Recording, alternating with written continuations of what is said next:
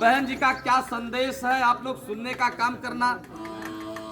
मेरे जिम्मेदार साथियों, मैं जरूर कहना चाहता हूं कि आज हम सभी लोग जिस बहुजन समाज पार्टी के झंडे तले आपके बीच में आए हैं, यह बहुजन समाज पार्टी सिर्फ एमपी एमएलए बनाने की बात नहीं करती। यह बहुजन समाज पार्टी सिर्फ देश और प्रदेश में सरकार बनाने की, बल्कि यह बहुजन समाज पार्टी अपने तमाम महापुरुष जिन लोगों ने सपना देखा था हमारे देश में जातियां खत्म हो जाएं, हमारे देश में समता मूलक समाज बन जाए, हमारे देश में भाईचारगी हो जाए, हमारे देश में हम और आप भी स्वाभिमान और सम्मान से जी सकें, हमारे देश में जातियों के नाम पर सम्मान मिलना, जातियों के नाम पर अपमानित होना बंद हो जाए। हम और आप भी, हमारे तमाम महापुरुषों ने सपना देखा कि हम और आप भी इस देश और प्रदेश के राजा बन सके, हुक्मरान बन सके, लेकिन ये बात पूरी नहीं हो पाई, यह काम पूरा नहीं हो पाया, यह मिशन पूरा नहीं हो पाया। इसलिए साथियों, मैं दावे के साथ कह सकता हूं, इस अधूरे काम को पूरा करने का काम सिर्फ एक पार्टी करती है, जिसका नाम है बहुजन समाज पार्टी और जिस नेता का नाम है बहन कुमारी मायावती। मेरे साथियों, अगर हम बहुजन समाज पार्टी की बात करते हैं तो बाबा साहब डॉक्टर अम्बेडकर का नाम सर्वोपरि आता है।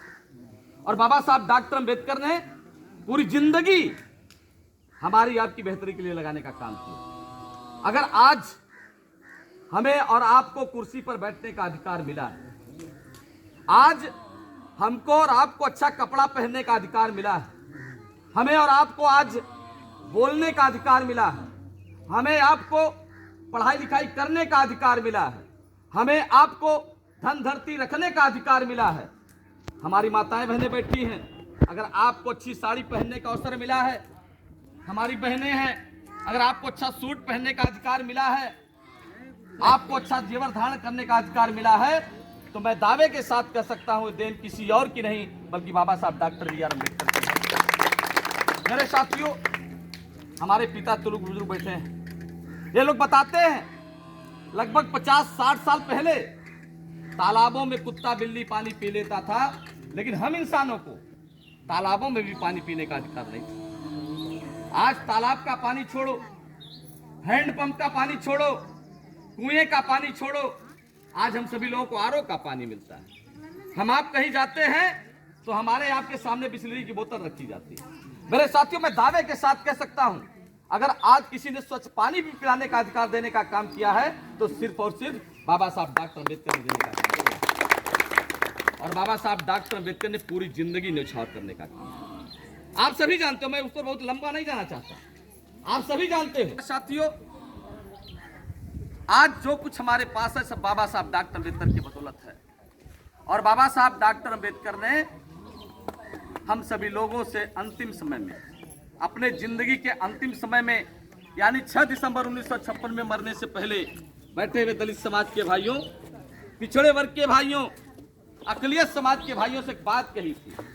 कहा था कि ऐ मेरे बहुजन समाज के लोगों, मैंने इस कारवां को बेहद मुश्किलों का सामना करने के बाद, तमाम विरोधों का सामना करने के बाद मैंने इस कारवां को यहाँ तक लाने का काम किया है।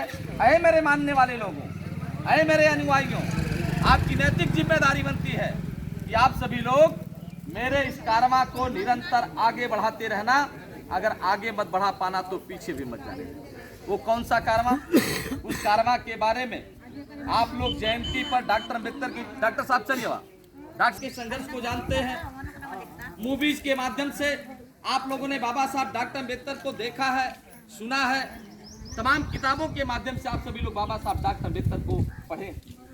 बहुत विस्तार से नहीं जाना चाहता, लेकिन मेरे साथियों, आज जिस मकसद को लेकर के आज हम आपके बीच में हैं, क्योंकि जिस मकसद को लेकर के बहन जी ने हमको और हमारे जिम्मेदार साथियों को आपके बीच में भेजा है, वह अधिकार बड़ा मुश्किल से मिला है। और उसके बारे में मैं थोड़ा जरूर चर्चा करना जरूर समझता हूँ। याद दिलाता हूँ मेरे साथियों, जब हमारा देश गुलाम था, हमारे देश की हुकूमत अंग्रेज करते थे, हमारे देश की पार्लियामेंट दिल्ली में नहीं इंग्लैंड में चला करती थी, लंदन में चला करती थी।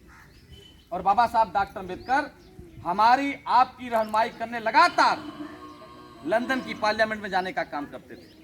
याद दिलाता हूं मेरे